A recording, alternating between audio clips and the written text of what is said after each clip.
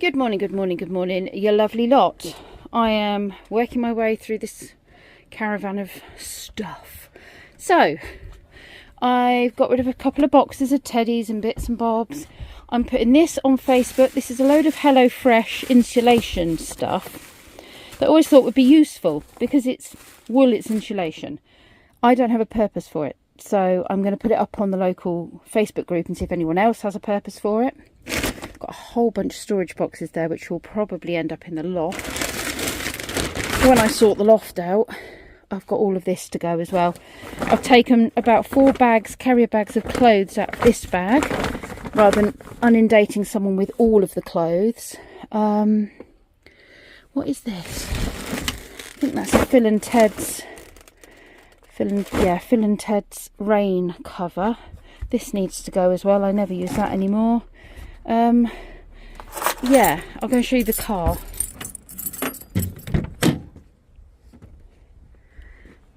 Back seat is rather full, but hopefully it'll all find a new home with someone who needs it and appreciates it. Cup of tea. And Lee's got me a bit of brownie. I'm going to have that for my lunch and then go do some cleaning. Rightio, let's get clearing this. I was in here drilling and sawing and all sorts, and everything got covered. I hoovered, but I do need to mop. I probably need to hoover again, to be honest, because that was a while ago, at the weekend. Yeah, there's cobwebs. This place is absolutely riddled with false widows, and they're very prolific in their breeding and their cobweb making. So I'm just going to give everything in here a really good spray with my Purdium Fig, which is not sponsored, but I do like them. It's all natural, smells great. And do along the windowsills, and then I think I'll get the mop. Probably need to hoover all of downstairs and mop because I haven't done that. I've given everything a really good clean. I probably need to mop up there a little bit as well, but most of the cobwebs have gone from over there. Cleaned up all the stuff that was on the top. And wiped loads of areas down. I haven't done that unit yet, but I've done sort of down the side of it. Just got to finish mopping in here, and then I've got to go back and see Hero, the dog that I'm doing a pop into. Thank you, Hero. You dropped it. It's one of those things where you kind of want me to have it and then you drop it. Thanks.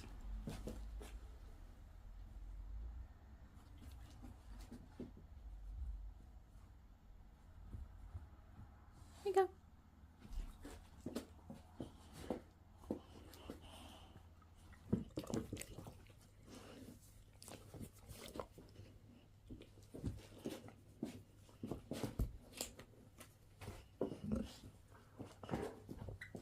Is that your toy? Watch my fingers.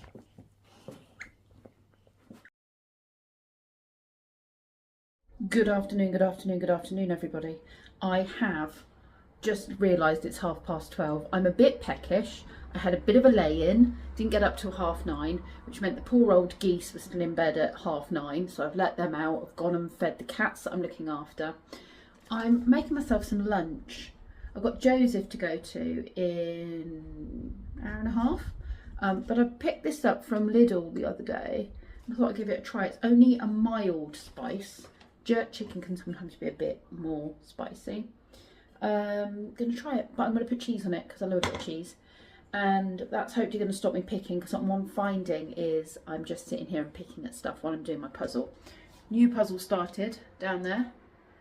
This is the puzzle. It is Fisherman's Village, and it's an old-fashioned looking fisherman's village. I don't know if that's based on an actual place, somewhere like Cornwall maybe. Don't know if anyone recognises it as an actual place, then do let me know if you recognise it, but I think it might just be someone's imagination maybe. Yeah, I don't think it actually has a place. Eastwood Wholesale Fish. I don't know if Eastwood is a place. I mean, I'm sure there is. Oh no, it's not. It's Sea Eastwood, so that's probably the name of someone. Anyway, this is what I'm currently working on. This will be the 4th puzzle of my week off. I've got a lady who's coming to collect that bag shortly. It has got a load of craft stuff in it. I need to remember to put some makeup on before I go to Joseph's, just to sort my eyes out. It always makes me look a little less sleepy. And also I managed to get rid of the bed guard. So when I was taking loads of stuff to the charity shop yesterday, I noticed that nobody would take the bed guard. The various reasons for it. Some people said it was too big. Some of the charity shops were like, it's too big. Other charity shops said it was a safety thing, so unless it was in the box and they could tell it had all the pieces, then they couldn't sell it because the sale of it would come back on them. So anyway, I offered it out on my local school WhatsApp group for Aussie's school, and one of the mums came and picked it up yesterday. So that's that out the way. I'm really glad, because I didn't want to just throw something away that had only been used a handful of times. It seemed like such a waste. There we are. This is how much I've done so far. But it's now 2 o'clock and I need to leave to go to Joseph's.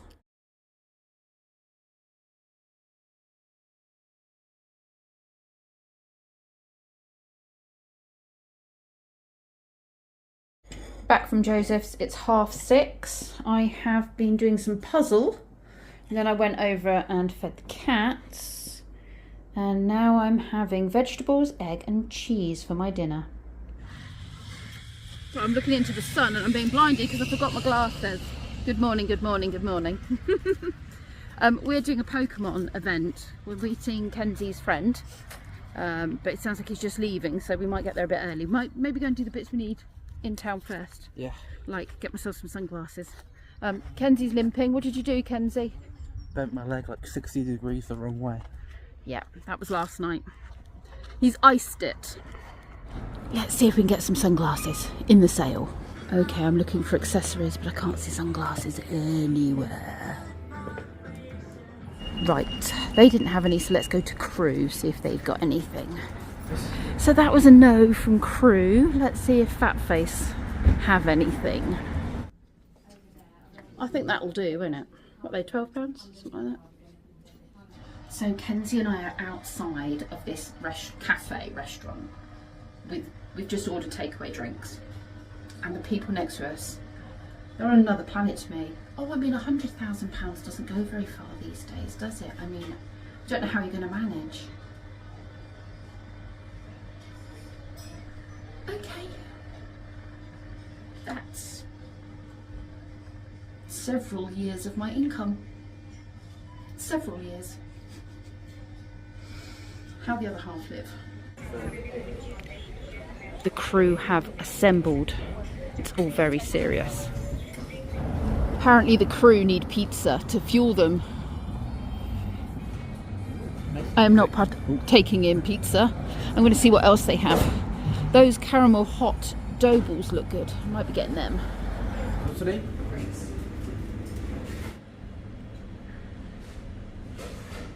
This is actually the first time I think I've ever been in a Domino's, to be fair. That's a very noisy door. No, it's not. They're doing some building work, I think. Oh yeah, there they are. I love that you can see the kitchen. You can see them cooking. No one's spitting on your food, you're okay. Can see them. I can't see them making my chicken strips. Just making pizzas. This has been sat there for about 5 minutes because all the guys went off and did their Deliveroos and just left the chef in the kitchen.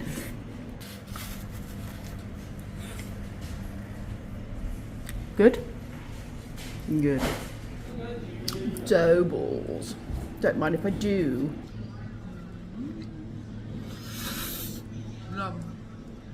Reminds me of bolognese a little bit of things. Pokemon'd out now. Leah's doing laundry, so you can hear the tumble dryer going in the background. I'm now working on my puzzle.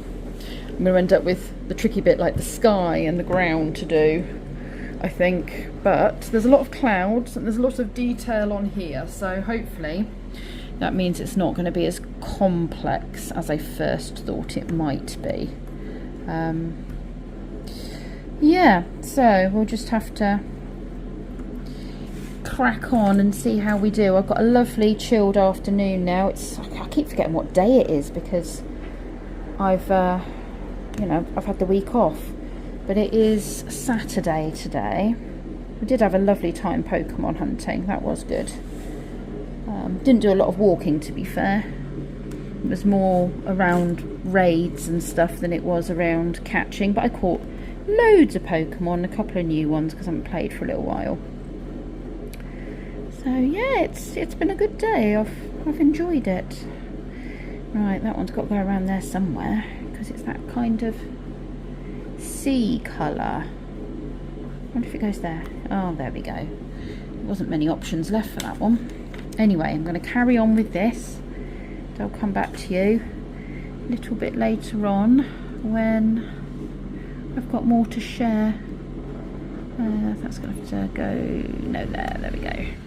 Come to feed the cats again. Do you know what I was thinking about that conversation I overheard in town today, where the lady was talking about money and then the more I listened, well, not listened, you know, they were sat near me, so you couldn't overhelp but hear the conversation. I realised that maybe for their lifestyle that they've become accustomed to, that money doesn't go very far.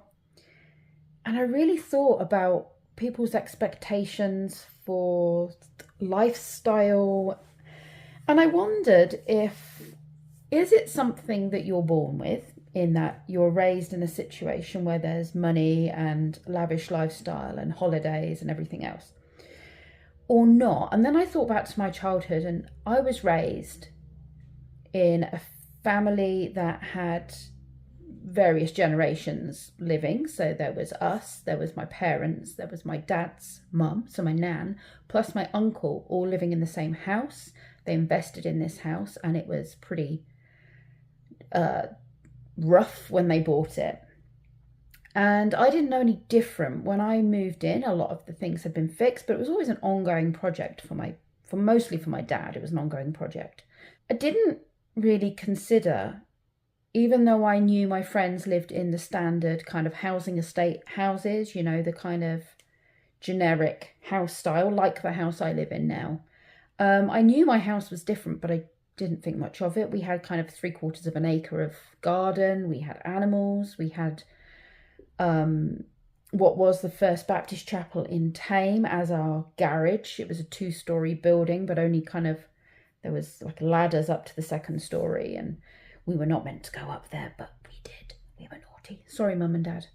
And I remember my nan saying something to me once when I was being bullied, and she said people are jealous. And I was kind of like, why are they jealous? And it didn't occur to me that my home was any different to any of my friends' homes. I never felt I had anything more than anyone else. I know my friends used to say it was like I lived on a farm, because we did have a lot of animals. But I didn't think anything more of it. And I never really understood what my nan meant by that. I mean, I did understand, but I never really kind of got it. I think that was purely because the way we were raised. We weren't raised to see that we had more or less than anyone else. My dad worked 7 days a week. Yeah, you know, they worked really hard, and we didn't go on huge holidays. We did Canada a couple of times because we had family out there. And I remember we had a couple of holidays, but it wasn't something we expected every year. We sure didn't go on holiday every year. We didn't have a lot of takeaways. We didn't go to the pub. We would go for walks, but my dad worked 7 days a week, 6 or 7 days, depending on what part of my life it was. We always had a Saturday and Sunday roast dinner together. Evenings were mostly together. We didn't go out and do anything. We stayed as a family at home for the most part. It wasn't like we led an extravagant life. My dad's car was always breaking, and my dad was always dealing with it. Ford Fiesta, fix or repair daily. So yeah, I'd never considered us to have anything that my friends didn't have. In fact, my friends went on holiday. They had the latest computers and toys. I was envious of some of the stuff they had, to be fair. And then my boys got older, probably around 6 or 7. And I was aware of the fact there was no way we were going to be able to afford to live in the kind of house I grew up in. We couldn't give that kind of space and lifestyle to them. So I made sure that I could give them as best I could. They had a comfortable life. We didn't go on holiday every year, but we did do the odd kind of haven site holiday through the Sun token collection thing, the newspaper token collection thing. I don't know if they still do that. We never did haven sites or anything like that as a child. I can understand why, they're an experience, but my boys enjoyed various parts of the whole experience, and it meant we could have a cheap long weekend away. So that was fine. And then we started doing Premier Inns, because it was something that Brendan in particular was, most Premier Inns look the same. If 2 adults eat breakfast, the kids get the breakfast for free. The rooms are the same layout. They have the same look when you walk into the foyer. They've got the same artwork on the walls, same colour scheme. And for kids with autism, going away from home is quite disorientating and dysregulating for them. So having something like a Premier Inn, which was kind of generic and something they could recognise, was our way of dealing with that and giving them some sort of stability in their home from home kind of thing. Yeah, we've never been abroad with them. We don't own passports. But they had a comfortable life. And I remember a few of their friends coming over and these kids saying, you don't have this, you don't have that. And kind of, why is your house so small? Why do you have an old car? And I just thought, wow, these kids have no concept of money and these were also the kids that tended to break their toys, were rough with my kids' toys. Their parents would often report back to me that like the kids had got an iPad but they'd broken it, or they got a tablet but they'd broken it and they were waiting on a new one, whereas our kids had the same tablet for like 5-6 years until we decided to upgrade it, and then that was a second-hand one. You know, it was kind of, everything was second-hand. We never bought anything brand new. And my boys have been raised with that appreciation and value for money. I remember Lee's dad saying he was really impressed with how our boys appreciated what they had and took real good care of what they had and understood the value of money and didn't constantly ask for more. They were grateful for what they had. It didn't matter how big or how small. So I think what I'm trying to say in this like really long-winded, 7-minute way of saying it, is I think it's probably a good idea to just watch what we're setting for our kids, because I don't think it does them any favours to go into a world where their expectation is to have the best brand new house with the big garden and the big holidays and the new car, and to do all these things and to join the gyms and to spend their money eating out of fancy restaurants and having a big social life. Because then I'm hearing people say £100,000 doesn't last very long these days, because that's their experience, because that's what they decide they need as a standard thing in their life. They need the new equipment, they need the new cars, they need the new clothes, they need designer. And I kind of realised just by listening to this conversation with one ear, because I was, Pokemon going, I just realised that was the family's expectation. And no, that money's probably not going to last you. But you know what? That money would have lasted us probably 3 years or more without having to work. That would have raised my kids for 3 years. That was, I think early on when the boys were quite young, I was the main earner when we had Brendan, and I lost my job. And we had some tax credits, but we were living off £14,000. And then when I got a job, I think we made it up to 25, I think, was when we were feeling like things were great. Now, obviously, you couldn't live off that comfortably. You probably couldn't even pay your bills, to be fair, and eat. But, Lee and I have never been high income earners at all. But we've also never felt like we're missing out. So it's just something I thought I'd throw there. What's that, 10 minutes of my thoughts. So there you go. What are your thoughts on that? I am about to scrump some apples for my crumble. That one. Don't really want the whole stick. It's hard to do one-handed. I've got my eye on an apple up there.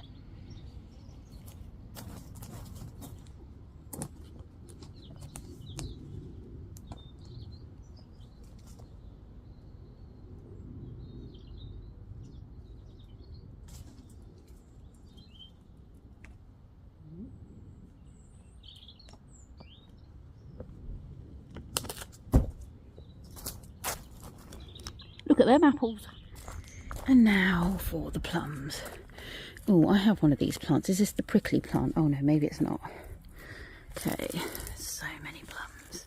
They're literally just falling off in my hands as well.